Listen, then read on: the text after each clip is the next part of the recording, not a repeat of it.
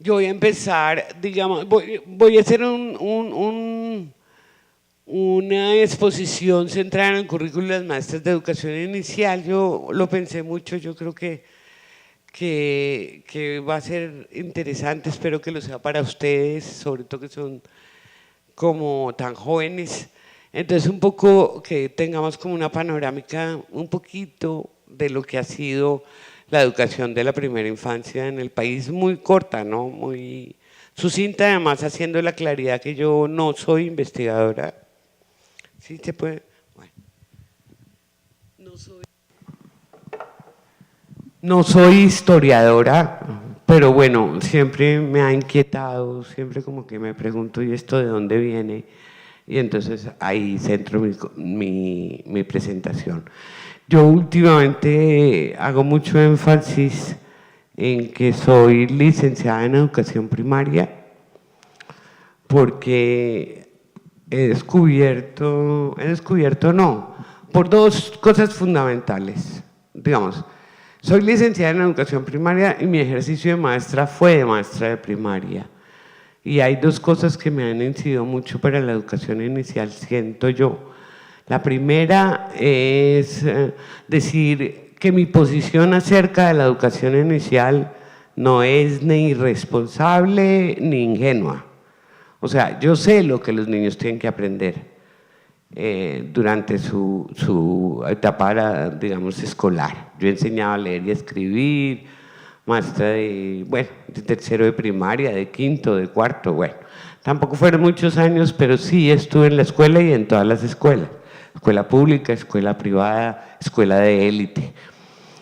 Entonces un poco desde ahí, eso también me permite hacer una cosa que de una la voy a decir con todo el respeto, y es encontrarme, cuando yo entro a la educación inicial, la entro en el año 92, cuando entré en la Universidad Pedagógica Nacional de La Planta, y me mandaron a educación inicial. Yo no, ahí no había primaria, nunca hubo. Ahorita acaban de abrir una licenciatura en primaria en la pedagógica, a distancia. Entonces me mandaron a infantil y yo dije, bueno, sí. Yo cuento, además tenía mi hijo, era chiquitico, tenía 1 año y medio, y dije, bueno, ya me tocó aceptar que la educación preescolar se llama en ese momento, pues ahí tengo algún lugar. Bueno, entré y de las cosas que yo siempre me he impactado y cada vez me impacto más, no menos, es que la educación inicial en el país es una educación muy… Se me perdió la onda, ¿cierto o no? ¿Aló? ¿No? Bueno, subsidiaria, digámoslo así, muy, digamos, de la psicología. Yo la verdad eso no lo he visto ni en mi formación de maestra de primaria ni en mi práctica de maestra de primaria. No porque yo no fuera formada y yo no hubiera tenido 7 psicologías durante toda la carrera, no, claro que las tuve. Pero son tantas las disciplinas en primaria que realmente se meten que al fin y al cabo… Y hay una pedagogía infantil, digamos, de la primaria que tiene mucho más trayectoria o reconocimiento, no sé, pero eso me…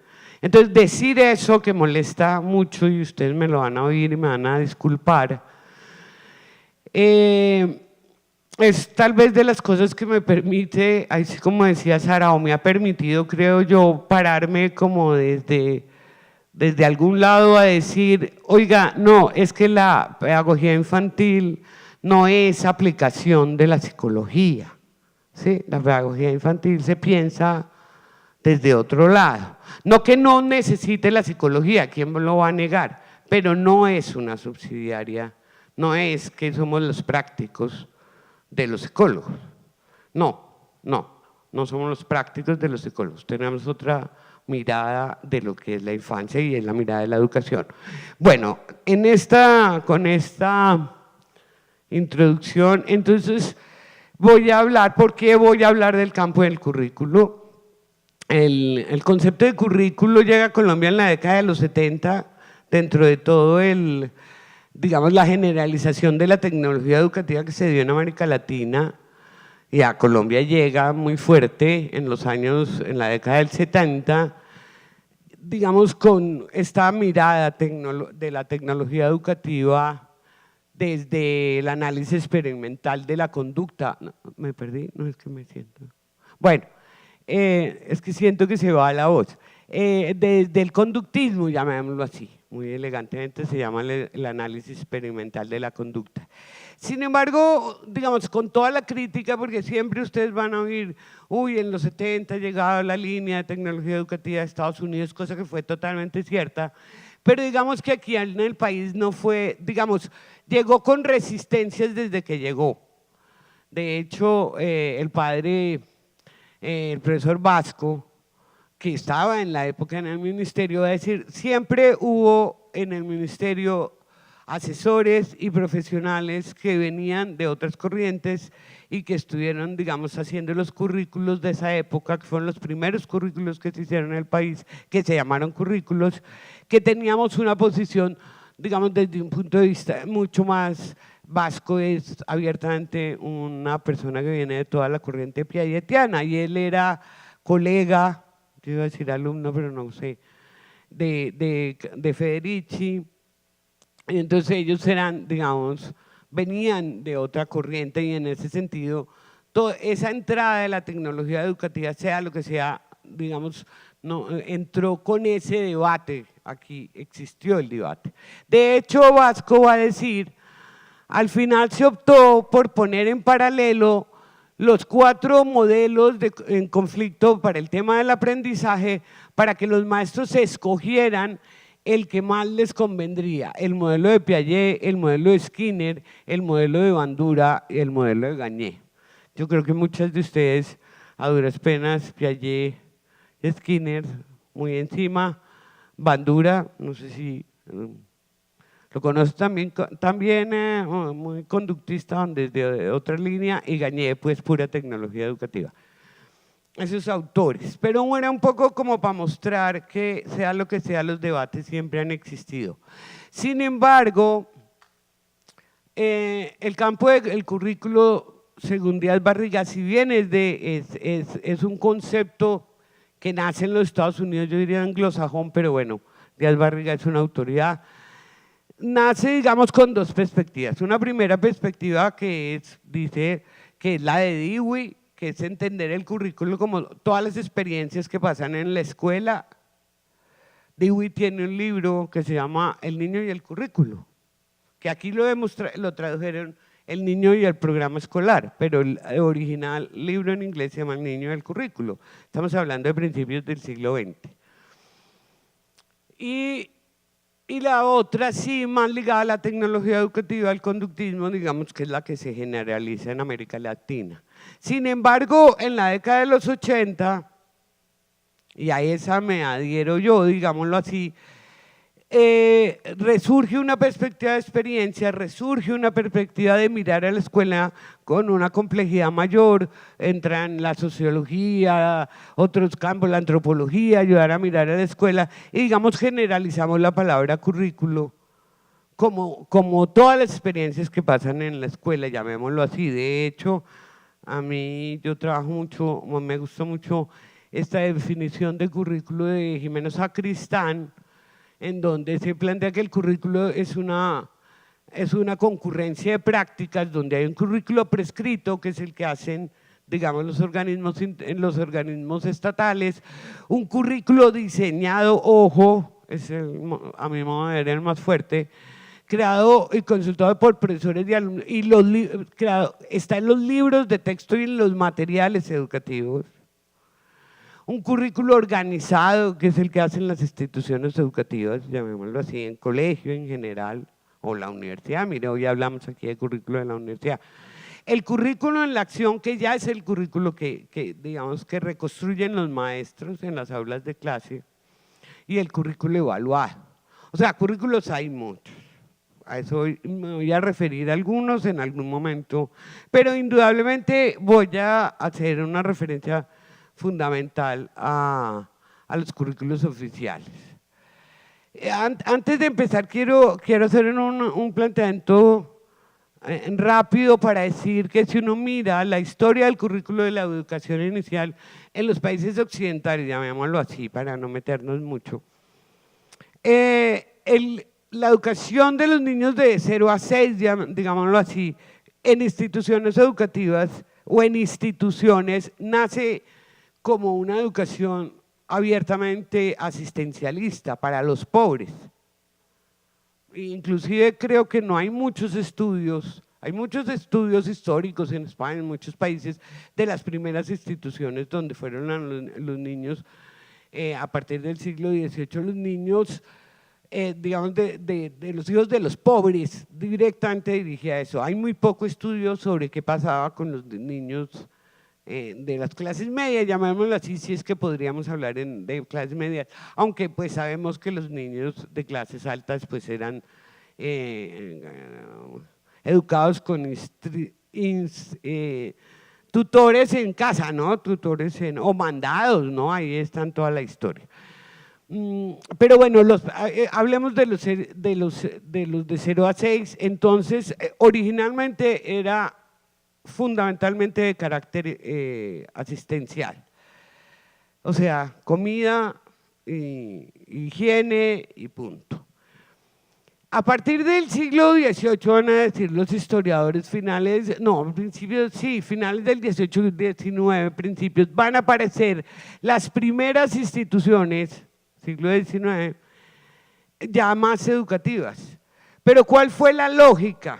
¿Sí? O sea, del asistencialismo pasamos a la primarización.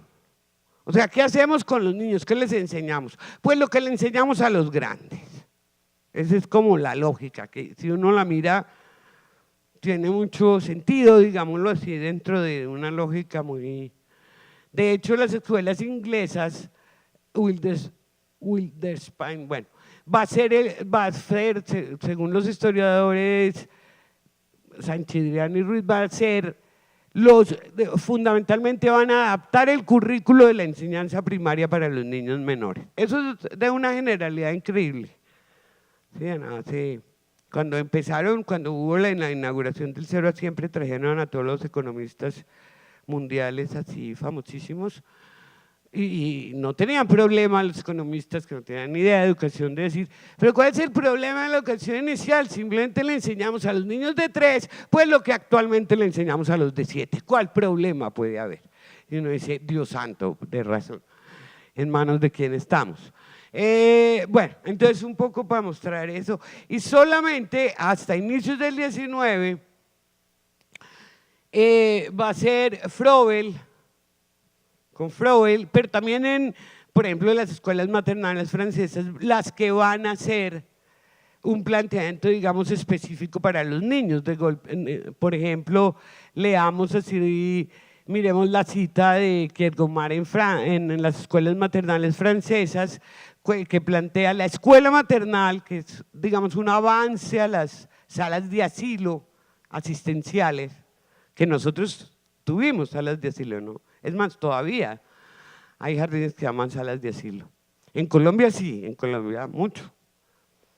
Y ahorita miramos, la escuela maternal se ha ido desviando poco a poco de sus fines y se ha visto desbordada por la enseñanza primaria. Eso ha sido el tema. Se olvida que tiene un objetivo propio, que no ha de ser ni guardería, ¿sí? No es que solo comida y dormida, y déjelo ahí, ni escuela elemental. O sea, estoy mostrando esto como un debate de principios de finales del siglo XIX y comienzos del XX. Estamos en eso y seguimos igual. Desde luego, con el desarrollo de la escuela nueva en Europa, pues ya se van a consolidar principios más fuertes, digamos, en una escuela que respeta más o que propende por respetar las características del niño. Entonces, los conceptos de actividad, el niño es activo, además de que se mueve todo el tiempo y construye cosas todo el tiempo, es activo, constructor de significado. La escuela se abre a la vida. ¿Sí? La vida es un tema escolar, lo que viven los niños entra a la escuela y la escuela sale a la vida también. Hay un concepto de libertad muy fuerte, libertad de movimiento, libertad de dibujo, mejor dicho, todo, digamos, es decir, vamos a dejar un poco al niño en general, digamos, en libertad, libertad de imaginación, libertad para solucionar problemas, bueno. La individualidad, o sea, vamos a ver a cada niño en su particularidad, pero a su vez también la colectividad. La escuela pues es el lugar donde se aprende a vivir con otros. Digamos como los grandes principios de la escuela nueva que van a ser, digamos, que van a enmarcar todo el tema de la educación inicial. Bueno, un poco, entonces yo, digamos, voy a decir que las grandes tendencias de la educación inicial, el asistencialismo y la primarización y digamos, esta otra más acorde con las características de los niños que la vamos a llamar, y yo, digamos, he usado mucho y uso mucho ese concepto de potenciamiento del desarrollo, o sea, una escuela que está potenciando, digamos, esa primera etapa de los niños, bueno, no sé si uso la palabra etapa, pero esa primera parte de la vida, ese ciclo de la vida que es de 0 a 6, 0 a 7, digámoslo así, como un ciclo donde lo fundamental es potenciar lo que el niño va construyendo, digámoslo así, y digamos en oposición a una primorización y desde luego en una oposición a una mirada meramente asistencial. En Colombia, concretamente, nosotros tenemos poquísimos estudios de historia, casi, me han dicho, de historia de nuestra educación infantil. Eso no es con los argentinos que pueden contar. El primer jardín se escribió, no, nosotros ni idea cuál fue el primer jardín ni dónde estuvo. De verdad, lo digo en serio, hasta ahora, hace unos poquitos años, Miguel Ángel Martínez hacía una tesis de maestría mostrando cómo a finales del siglo XIX en la Normal de Antioquia, creo que era, ayúdame un poquito, sí hubo educación de los niños menores de 6 años, sí hubo, porque la idea que teníamos en general era que no había habido, sino había habido solo salas de asilo. Ahora, también digamos, ahí sale ahí salen cosas como nosotros, el Gimnasio Moderno es un colegio en Bogotá que trae todo el modelo de escuela nueva y que trae, digamos, recibe a los niños de 5 años, no era tampoco que como ahora. 5 años con el modelo montessoriano, y ese es un colegio que se crea en 1914, ¿no? Igualmente la Universidad Pedagógica, desde el año 27 que se crea, forma maestros de educación inicial. Desde que se crea, de un año, es un año la propuesta es lindísima, que dice, se necesita algo así como se necesitan niñas de clase media educadas para que reemplacen a las nurses extranjeras en las familias de clase alta o a las sirvientas, si lo dice así con esa palabra espantosa, de los sectores medios. Esa es digamos, la frase con la que se crea la primera formación de máster en el pedagógico en el año 27. Es una frase de Francisca Radke que está en la historia de los anales, digámoslo así. Niñas de clase media para que reemplacen a las sirvientas o a las nurses extranjeras, con esa idea. Eso. Bueno, en el segundo momento se habla de un segundo momento más educativo hasta el 75, del 31 al 75, es una periodización que hace Cerda y que asume el Ministerio de Educación en el año 96, que espero que los investigadores, lo que está iniciándose como investigación, espero que esta periodización pueda estar en revisión a partir de los trabajos de Miguel Ángel y otras personas que creo que están haciendo tesis y trabajos de historia de nuestra educación inicial. No tenemos, insisto. Bueno, pero entrémonos a donde me interesa y hablaría propiamente de currículo, que es el tercer momento, que es el modelo curricular. Por primera vez, hasta el año… bueno, Antes de eso quiero hacer una aclaración. Dos instituciones, ustedes lo saben, pero esto es de historia, digamos, desde mediados del siglo, se encargan de la educación de los niños de 0 a 7 en el país. El Instituto Colombiano de Bienestar Familiar y el Ministerio de Educación. Eso va a crear un problema, un tema que todavía lo vivimos, ¿no?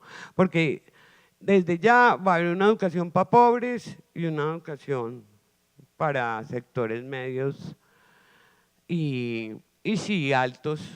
O sea, las instituciones educativas y las instituciones de bienestar. Ahí está uno de los grandes temas. Bueno, ¿qué va a pasar? Del 77 al 84, y eso es verídico, se duró construyendo el primer currículo para la educación preescolar dirigido a niños de 4 a 7 años, a 6 años. Y se demoraron de verdad esos 7 años ahí, ¿no? Se hizo un trabajo a mí me parece muy interesante, eso está rastreado. Por ejemplo, con eso empieza el lineamiento, el currículo del 84. Se observó que cada jardín empleaba su propio programa, algunos utilizaban programas traídos de realidades diferentes a la colombiana, otros tomaban la cómoda posición de dejar hacer a los niños lo que quisieran. La gran mayoría intentaba llenar a los niños de muchos conocimientos transmitidos verticalmente, limitándoles el necesario, de esta manera el necesario juego libre. Otros se dedicaban únicamente a la expresión artística. Esto fue lo que encontraron en el 70 las personas que estaban haciendo el currículo de preescolar en los jardines que visitaron en todo el país. El país tenía jardines.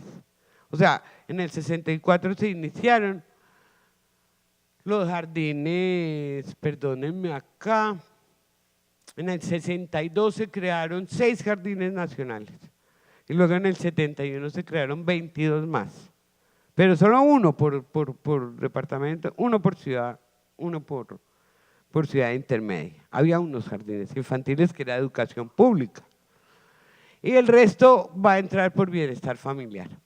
Bueno, sale el documento del 84 que miren, hasta los lineamientos curriculares del 96, y es que ni siquiera, porque los lineamientos curriculares, los lineamientos pedagógicos del 96 no orientaron, no tenían no lograron, diría yo, esa orientación. Aquí, esto es lo que estaba funcionando, yo diría que hasta el 2000 y pico, hasta el 2000.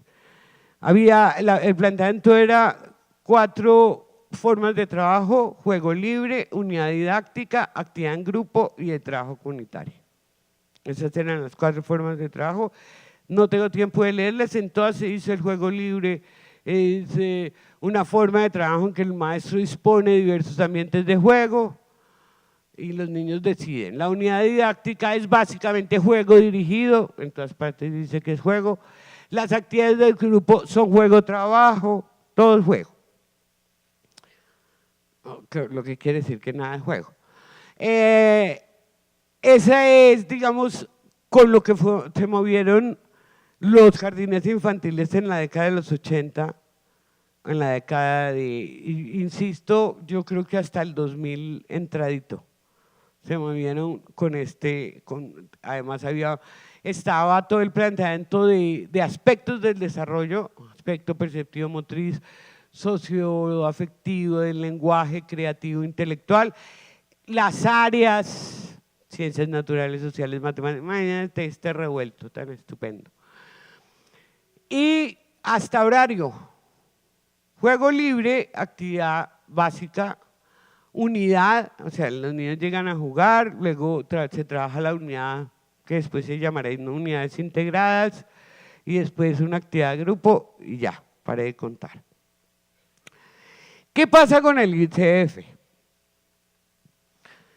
El ICF lo primero que crea, bueno, tiene unos jardines comunitarios, unos sitios, crea los CAIP, los Centros de Atención al Preescolar. Los CAIP son jardines infantiles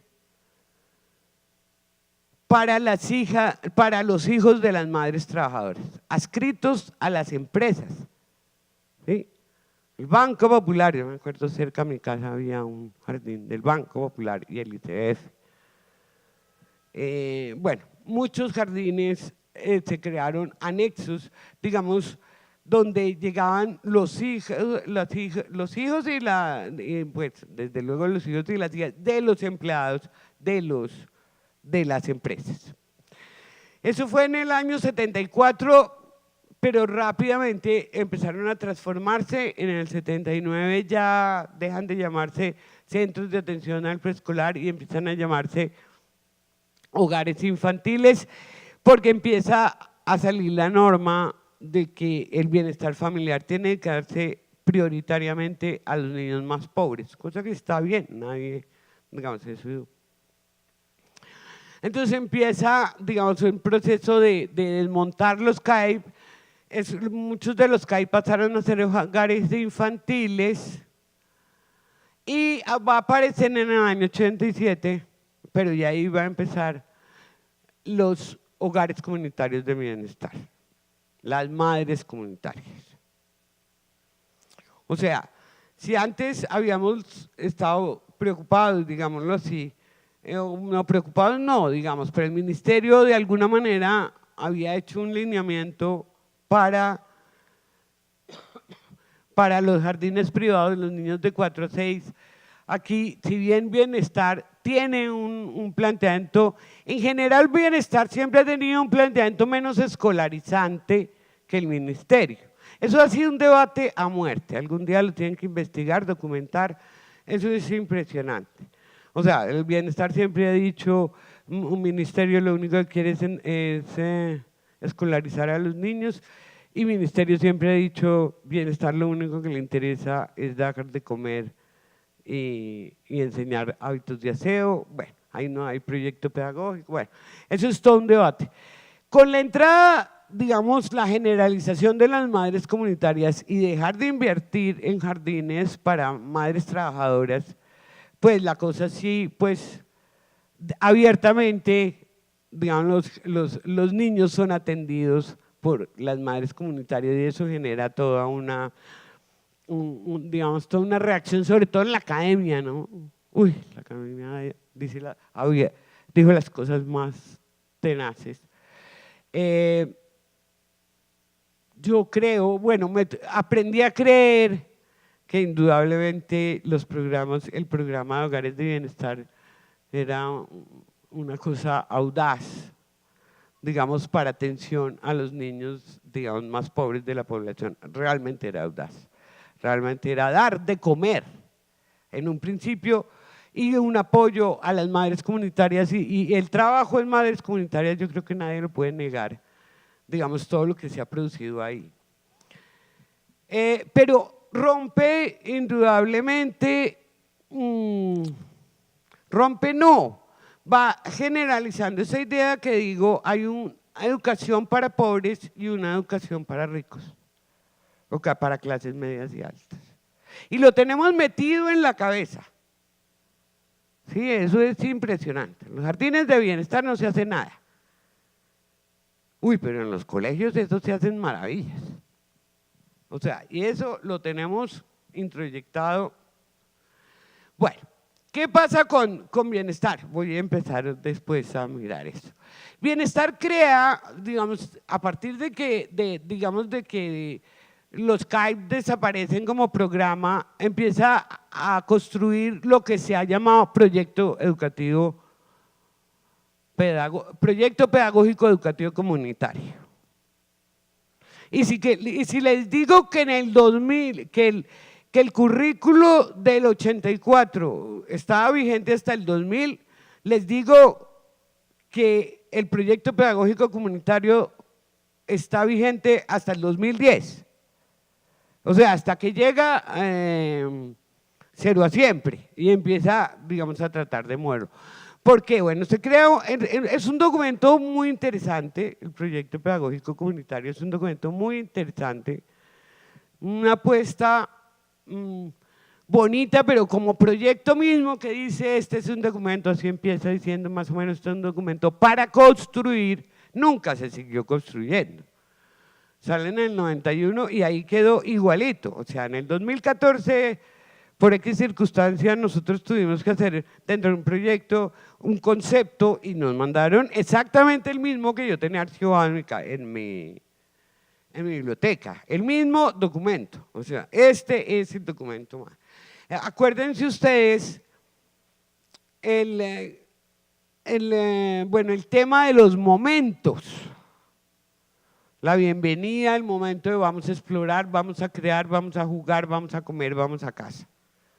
2000, eso es 2010, está en los jardines instalado. 2014 yo fui a Jardín en Santa Marta que planeaban con este modelo. O sea, no estoy hablando de que hay, esa es historia, ¿no? Es de esas historias que se vuelven presentes. ¿Qué sostuvo? ¿Qué era sobre qué se sostenía el modelo pedagógico de bienestar familiar? Sobre la escala de valoración de desarrollo. Hicieron una escala de valoración de desarrollo con estos tres componentes: relaciones con los demás, ahí está comunicación, interacción, construcción de normas, luego relaciones consigo mismo, identidad, autoestima, manejo de corporal y relaciones con el mundo que lo rodea. Esos son como tres conceptos vygotsquianos vueltos una escala de desarrollo. Una escala de desarrollo, digamos, ¿cuál es el supuesto? Esta es una frase que yo se lo he oído a muchos psicólogos, ¿no? Pero creo que es la frase que sustenta el hecho de que la escala de desarrollo sea la orientación pedagógica de esto. Y es esto: los maestros deben ser formados en desarrollo para que se puedan inventar la pedagogía. O sea, si a los maestros les decimos qué es lo que tienen que hacer los niños cada momento, ellos se inventan la pedagogía, como si la pedagogía fuera un saber, yo siempre he dicho como si la pedagogía fuera un gen. Entonces los que estudiamos pedagogía tenemos un gen que es que no somos capaces de inventarnos actividades, como si no tuviera puristoricidad, como si no tuviera saber, indudablemente, sino cada maestro se inventa lo que puede. Hay tan bonitas esas cosas que hacen los maestros. Es lo que dicen: si ustedes no nos han oído, ay, hacen unas cosas tan lindas. Ay, se la inventan, un momentico, o sea, yo ahorita les mostré que Kierkegaard y que Froebel son anteriores un siglo que Piaget, así es de que no me venga a decir que hay que saber psicología del desarrollo para poder inventarse la pedagogía está inventada antes que la psicología. Pero bueno, esa es como la idea, y esa idea se introyecta, es que lo más grave de esa idea es que se introyecta. Ayer incluso me decían, yo fui a mirar qué era lo que había en los jardines, y los jardines que vienen de bienestar, eso es lo que había en el año 2014, insisto. Que tenemos escala de, y desde ahí planeamos desde lo que interpretamos de todo eso. A ver, hasta ahí, digamos, paramos un momentico. La no coordinación entre las instituciones va a llevar a que termine, yo insisto, generalizándose una educación, que hay un currículo elaborado por el Ministerio de Educación que es para las instituciones educativas, sean oficiales o jardines privados. Y hay un proyecto pedagógico elaborado por el ICBF que es para las instituciones de sectores populares. Si usted nunca verá un jardín privado yendo al bienestar, a ver cuál es el modelo pedagógico de bienestar, no, es que yo no atiendo a los niños de bienestar. Entonces, esta idea, digamos, se termina generalizando, aunque, digamos, no seamos tan ingenuos, ¿no? O sea,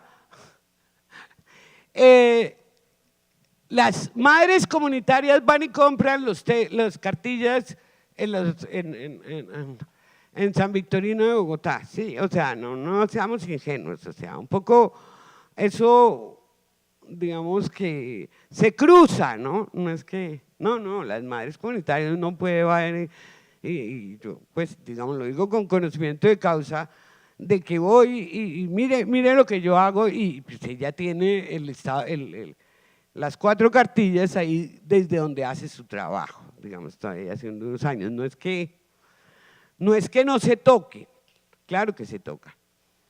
Y en la educación, en las instituciones educativas es mucho más fuerte, porque las maestras en general salen a trabajar, ustedes salen a trabajar a jardines privados.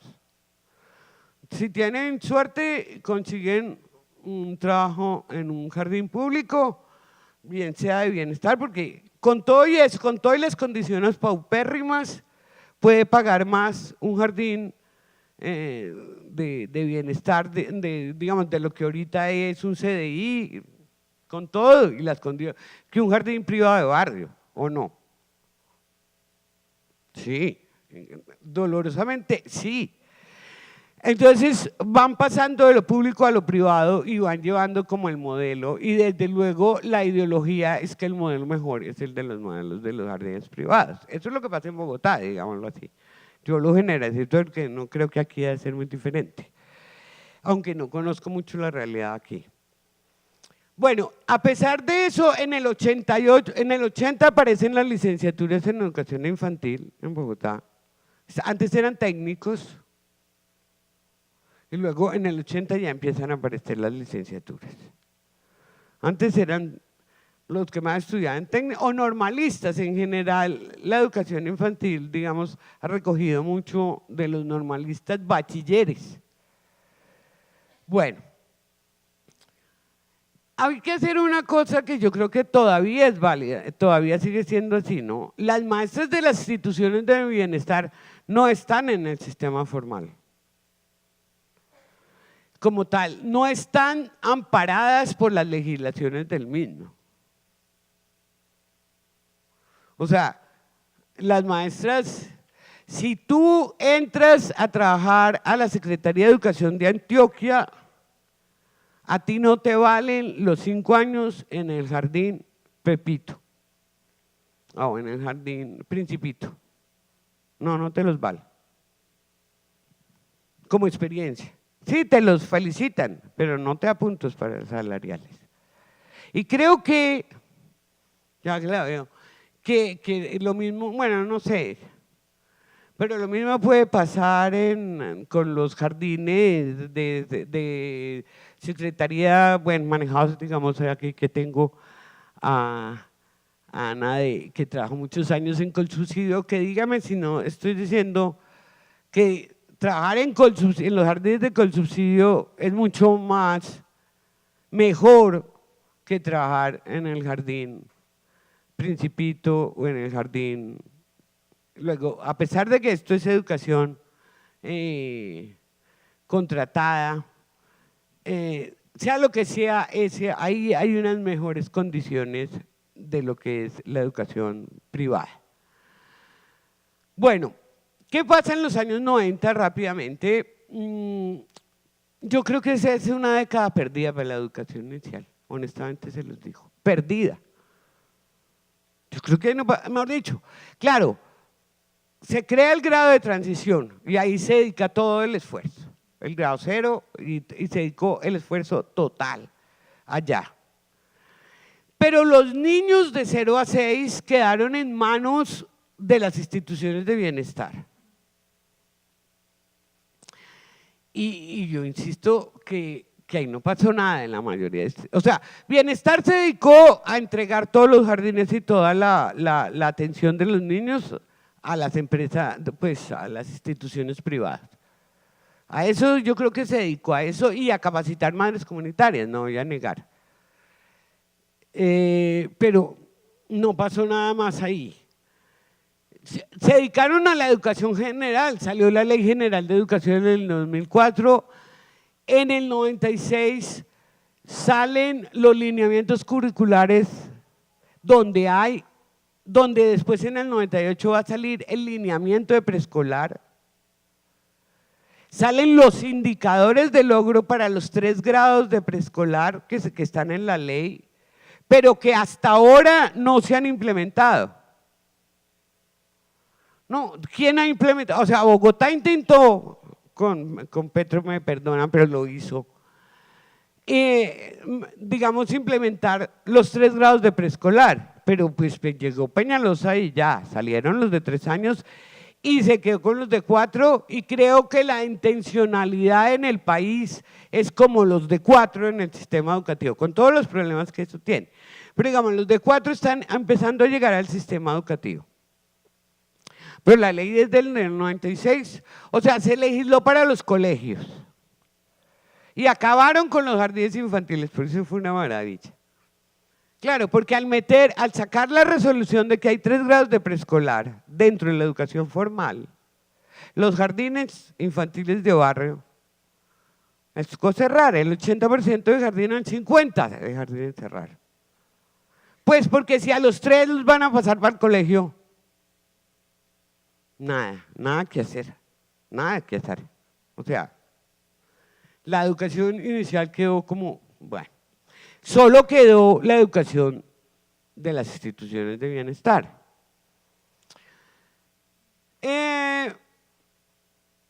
Bueno, sale el lineamiento pedagógico curricular para los 3 grados de la ley, un lineamiento interesante. Dejamos de hablar de aspectos del desarrollo, pasamos a hablar a dimensiones del desarrollo. Yo creo que ese fue el gran aporte del lineamiento. Y digamos que se generaliza eso, siguen los principios son de integralidad, participación lúdica. Lo que se plantea es que el centro del trabajo pedagógico con los niños en el lineamiento, si ustedes los conocen, es el proyecto lúdico pedagógico. Bueno, entonces, bueno, ahí digamos que, pero el lineamiento dice eso, de verdad que no dice absolutamente nada más. Es un documento, yo siempre dije, pero ¿y esto para qué? Pues para decir eso, pues se ha podido, pues no desarrolla nada. Un documento como de 30 páginas, no, de 50 páginas, 40 páginas, lleno de todas las cosas de Delors, pero realmente ahí no. El año 2000, nos vamos a la década del 2000 y ya casi estamos llegando al tema de la educación inicial. Ahí sí me voy a dedicar un poco en Bogotá, porque indudablemente en Bogotá, sí, bueno, yo creo que en Antioquia me faltan 20. Uy, bueno, paso rápido. En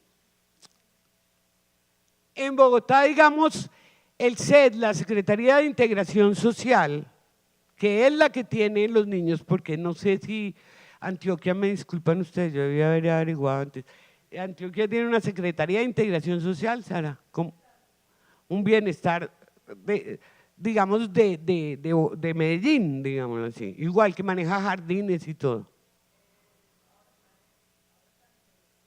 Ah, ya. Bueno, en Bogotá sí, ellos se iniciaron como una institución parecida de bienestar y tienen unos jardines y son los que hacen los convenios con las instituciones que manejan los jardines.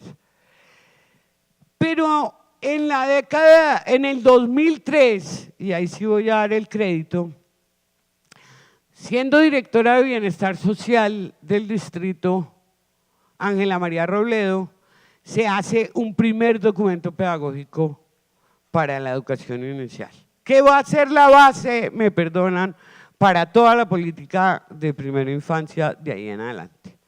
Se llama el libro Naranja, si lo pueden buscar, se llama Desarrollo Infantil y Educación Inicial. Igual Ángela María Robledo, ustedes la han oído nombrar, es psicóloga de la Universidad Javeriana, digamos, viene de la decanatura de la Universidad Javeriana a ser secretaria, en ese tiempo era Departamento Administrativo de Bienestar Social, viene a hacer eso. Y viene, pero digamos, digamos, mi lucha no es contra todos los psicólogos, sino contra los psicólogos que no saben de educación. ¿Sí me entiendo? Que no han estado, que no se meten, que no conocen. No, aquí hay otra. Y aquí va a aparecer, yo diría que todo el origen. Porque mientras tanto, miren lo que pasa en Secretaría de Educación. En el 2004 se hace la evaluación censal de competencias en el grado obligatorio de preescolar. Para los niños de 5 años, cuando entren al colegio, hacer una prueba censal de competencias se hizo en el 2004 con los niños que ingresaron a los grados de transición. Pues las cosas de la vida, la pura coincidencia, es cuando en Bogotá llegan, digamos, las alcaldías, llamémoslas de izquierda, llega Lucho Garzón, y en Secretaría de Educación se logra que, digamos, esa prueba no se hubiera hecho sino en el 2004, y ahí me hago mi propaganda, porque yo entro a trabajar con la política a raíz de hacer el análisis de esa prueba.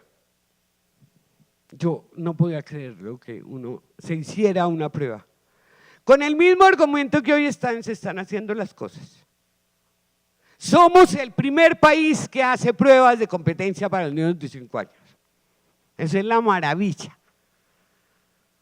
Y uno dice, si somos el primer país, ¿no será porque eso no se hace? O sea, porque o me va a decir que nadie ha pensado en el mundo, no, esto para medidores el mundo es lo que tiene. O sea, si ningún país se ha atrevido a hacerlo, ¿no será porque eso no se hace? No, pero ellos felices con sus pruebas, con su evaluación censal de competencias, que es tenaz, porque claro, se hace con lo que se espera que acaben los niños de primero de primaria. Y se lo ponen así, delicioso, en las cosas de lectura, escritura y matemáticas, por ejemplo, ¿no? Pues yo me acuerdo que en matemáticas un niño tenía que, la pregunta era, el niño cuenta sin tocar los objetos, pero usted sabe que está contando uno a uno, un niño de 5 años que entra a esto, ese era lo que es. Escribe, pues, o sea, no, había una cosa, era lo que yo más decía, esto sí es el colmo. Porque le preguntaban a un niño de 5 años, está en la prueba, ¿por qué el cielo es azul? Pero ¿saben qué debía contestar el niño? Muéstreme un libro para yo leer por qué el cielo es azul. No, además me perdonan, pero que yo se los hablaba con mis amigos físicos, me decía, mire, hipótesis, ¿por qué el cielo es azul? Hay 100, ¿sí me entiende? O sea, eso es la pregunta más idiota, pero más idiota todavía, y me perdonan la palabra, digamos, esperar que un niño de 5 años que todo lo sabe, que todo lo explica, vaya a contestar, mejor dicho, yo siempre he dicho, si contesta, préstame un libro para yo saber, ya no tiene opción en la vida. O sea, un niño de 5 años que no crea una hipótesis, me perdona, es no tener ni idea que es un niño de 5 años, pero ni idea. Esa era la prueba, es que afortunadamente, bueno, la prueba se perdió. Bueno, pues la pararon, en cualquier momento la reviven, no vayan a creer que eso se gana, no, eso no se gana. Bueno, me voy a pasar, bueno, aparece todo, en el año 2000, bueno, van a aparecer el Código de la Infancia, va a empezar a surgir las políticas para primera infancia, ¿cierto? 2006, Ley de Infancia y Adolescencia, que es la que realmente le da peso jurídico al tema de la educación inicial, pues aparece ahí. Va a aparecer, bueno, toda la política internacional. No, Colombia es el único país que no hizo, que solo hasta 2010 hace un documento sobre primera infancia. O sea, en el 2010 el Ministerio de Educación saca Desarrollo Infantil y Competencias de la Primera Infancia, porque indudablemente la secretaria de Educación que había mandado hacer la prueba censal de competencia en el 2004, pues estaba en el Ministerio de Educación, entonces dijo, hacen una orientación, pero en competencias para primera infancia. Entonces trae todo el discurso de las competencias de la primera infancia. El documento, como yo lo digo ahí, es un buen documento de desarrollo, yo creo, de psicología del desarrollo yo no lo soy, pero a mí me parece como documento de desarrollo es un buen documento, pero pues como documento pedagógico y pues buscando cuáles son las competencias de los niños de primera infancia, qué pena. Bueno. Al lado de eso es que se hace el lineamiento pedagógico que ustedes conocen de Bogotá, si no está en la web, buscan el lineamiento pedagógico curricular de la educación inicial en el distrito, que recoge lo que se había hecho en Secretaría de Integración y desarrolla, digámoslo así, el tema de las dimensiones, de las, ¿cómo las llama?, que aparecen también en la ley de en la política de infancia, el tema del juego, del arte y la literatura. Eso no me lo inventé yo, ya quisiera. Además, eso ha estado en la educación infantil toda la vida, ¿no? En la pedagógica estaba toda la vida, había estado eso siempre. Y aparece, digamos, bueno, se crea ese lineamiento de Bogotá, que pues yo sí creo que fue un avance. Sin embargo, yo voy a decir aquí que nuestras investigaciones realizadas en temas de juego, de arte, de trabajo por proyectos, de articulación, esas son como las investigaciones que nosotros hemos realizado. Sí seguimos viendo digamos, una primarización y ahí es impresionante en los jardines infantiles. O sea, mi primera investigación es sobre juego y yo fui a 4 jardines infantiles, 2 públicos y 2 privados. Y les pedí a una maestra de los niños de 4 años, hágame una actividad con juguetes. Y fui a 2 jardines privados, igual, hágame una actividad con juguetes. Y la actividad fue la misma en los 4. Botar el canasto de los juguetes y dejar a los niños jugar. Con la cosa de que en los privados, pero porque eran los privados que yo había podido llegar, que nada tienen que ver con los privados reales. O sea, son 2 entre 1 millón. Nunca, digamos, era la actividad más novedosa que ustedes se puedan imaginar. Yo no podía creerlo. O sea, no, el desorden, porque cuando uno va y pide, digamos, hacen una actividad los maestros para mostrársela a uno, usted se da cuenta de la actividad en el sentido de la organización. O sea, si es una actividad cotidiana, es una actividad cotidiana. O sea, los niños saben qué hacer con la actividad. Cuando la actividad no es cotidiana, los niños no saben qué hacer con la actividad. No había, entonces uno decía, no juegan, y todo está de juego, sí lo vieron, no todo dice que hay que jugar, mentira, no juega. En arte es otra cosa, bueno, en arte fue otro trabajo, el trabajo por proyectos está permeado totalmente por las guías, por la enseñanza de contenidos, por la llenada de guías, bueno, la primarización fundamentalmente, y ahí les recomiendo, y se la recomiendo siempre, pero definitivamente la investigación que nos dejó impactadas de la situación de la educación inicial fue la de maestros principiantes, que son una investigación hecha con las egresadas del 2005 que salían de la reestructura de la pedagógica del año 2005, al año durante el primer año de trabajo. Y bueno, ya quisiera decir qué es lo que pasa con la educación inicial en este país, bueno, o en esta ciudad. Me quedan 10 minutos, bueno, ya voy a pasar todo eso, lástima, porque quiero en los 10 minutos hablar un poquito de la actualidad que tenemos actualmente. Cuando hablo actualmente hablo del año, estamos en 2018. Una actualización de la escala de valoración de desarrollo empezada a realizar y entregada en el año 2015. Ya no es,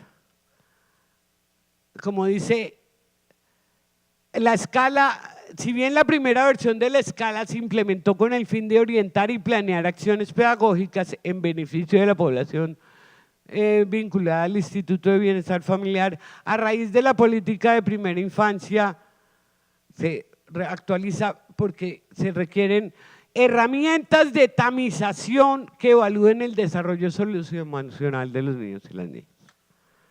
una escala actualizada, la pueden encontrar en internet, Google, busquen escala de evaluación de desarrollo revisada y ahí está. Hecha por la Facultad de Medicina de la Universidad Javeriana. Aquí se acabó esta guachafita que era para lo pedagógico, nada. Valoran a los niños en estos sistemas y con 3, avanzado, esperado y en riesgo. Punto. Evaluación y tamizaje. Bueno, las bases curriculares que habría que, ojalá, lástima, debían hacer una presentación que el documento base lo hizo la Universidad de Antioquia, lo que es hacer bases curriculares para las bases curriculares en primer lugar. Bueno, nosotros tenemos un concepto de lineamiento, yo siempre me peleé, que es potente. Lineamientos curriculares y bases curriculares, pues sí, puede ser lo mismo, pero no, lineamiento da línea. La base, sienta la base, ¿no? O por lo menos así lo leo yo. Eso es de los chilenos, que tienen una cosa bastante complicada. Los chilenos son muy complicados en su aparato educativo, pero nos fascina. Bueno, yo diría que las bases curriculares hay un cambio de enfoque, me entiéndome, precisamente para preparar esto. Dejamos de preocuparnos, digamos, por el niño, por el desarrollo del niño. Cuando yo hablo de desarrollo del niño, hago una cosa como de acompañamiento al niño en sus características y necesidades, llamémoslo así, y pasamos a la fuerza del concepto de aprendizaje. Definitivamente están todos los documentos. Dejamos de hablar. Supuestamente sostenidos en Vygotsky, entonces esa frase famosa de que el aprendizaje precede al desarrollo, creo que es. Bueno, que yo creo, o sea, yo no he encontrado un Vygotsky trabajando con primera infancia, creo que Vygotsky trabaja fundamentalmente adelante, que es diferente, ¿no? Pero pues enseñarle a los niños los números precede a construir el concepto de número, pues entiendo que podría ser, pero me parece muy discutible, no porque usted le enseñe, no, el asunto no funciona de esa manera con los niños de primera infancia. O si no pasa pues como el papá de un día en un avión que empezó a gritar porque el niño no se sabía los números, empezaron a mostrarlos de los programas y quedó en el 6 y no pasaba al 7. Creo que los que hemos tenido niños cercanos sabemos el paso que es cuando ya pasan al 7, 8, 9 y no empieza 1, 7, 15, 12, 13. Bueno, entonces el niño no pasó el 7 y el papá casi, mejor dicho, para el avión. Este niño se le olvidaron los números, gritaba.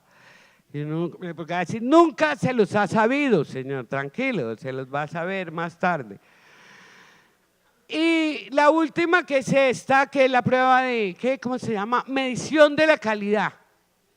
Nos traen 2 documentos, lo hace la Universidad de los Andes, pasó el año pasado. Nos traen una guía para observar los colegios, 5 minutos es lo que necesitan, no, hubieran necesitado más. La misma que aplican como gran cosa en Bangladesh, Camboya, Kenia, Madagascar, Mongolia, Tanzania y Nicaragua. Colombia es el primer país en adaptar la famosa, este es un instrumento para observar a los maestros en clase.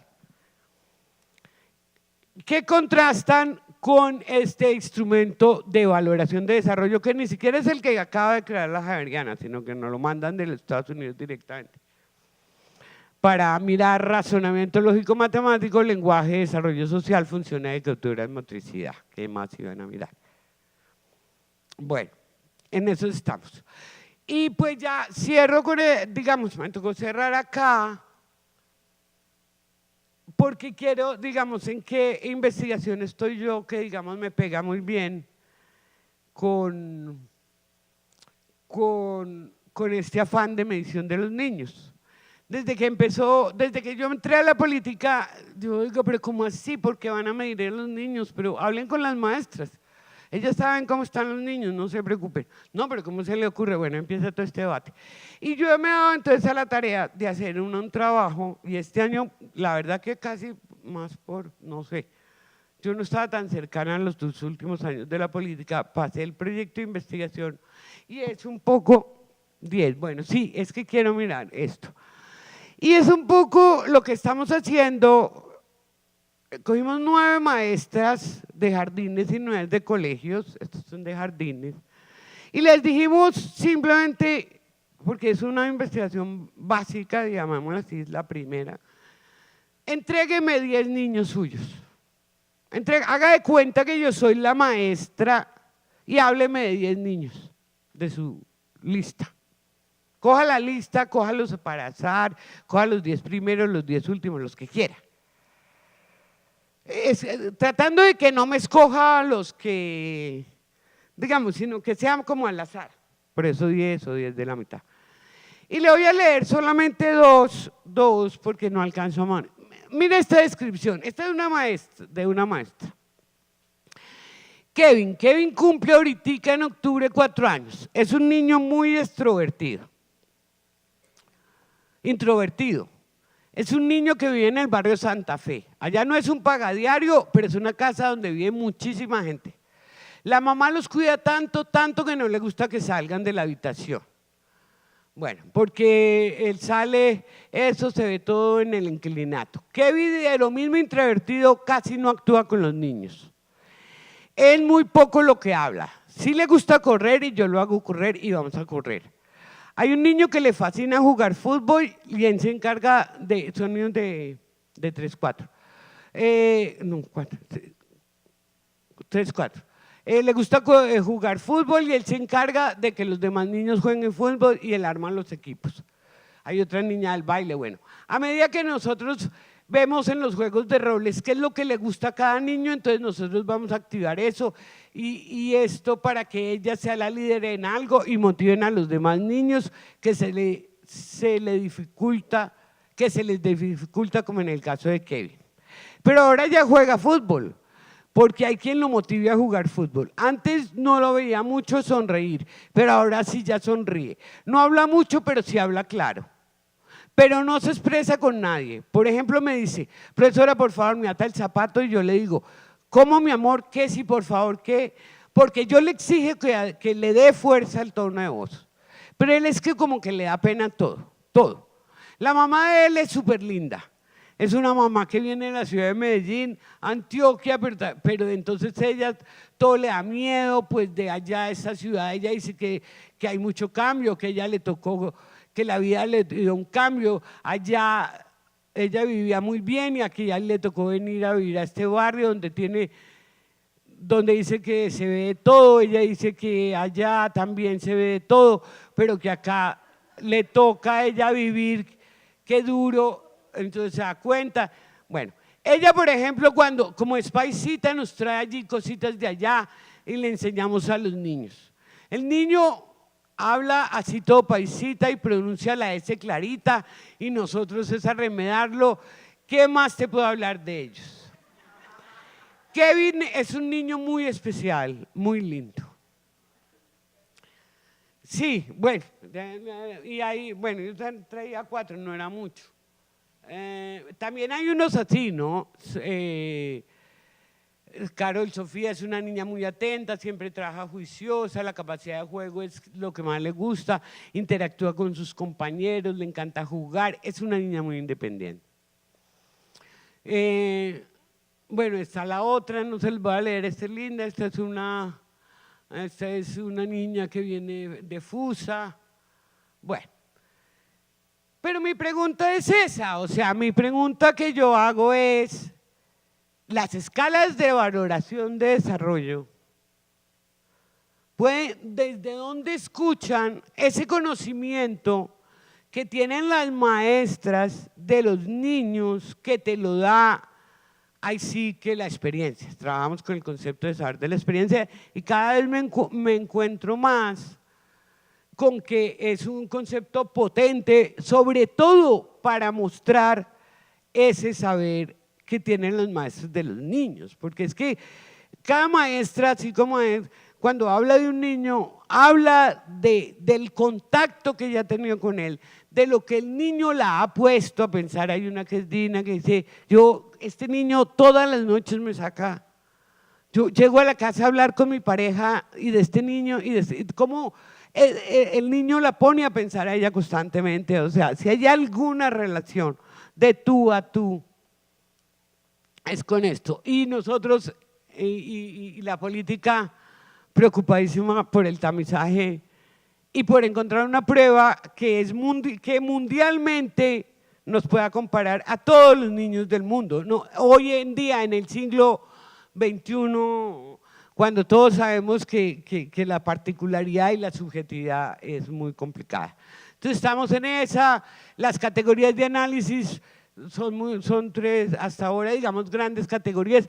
Para las maestras, los niños y niñas tienen nombre y apellido. Pedrito Pérez, su mamá vive en tal, viene de tal lado. Es un ser, es un sujeto individual con sus propias características, primero que todo.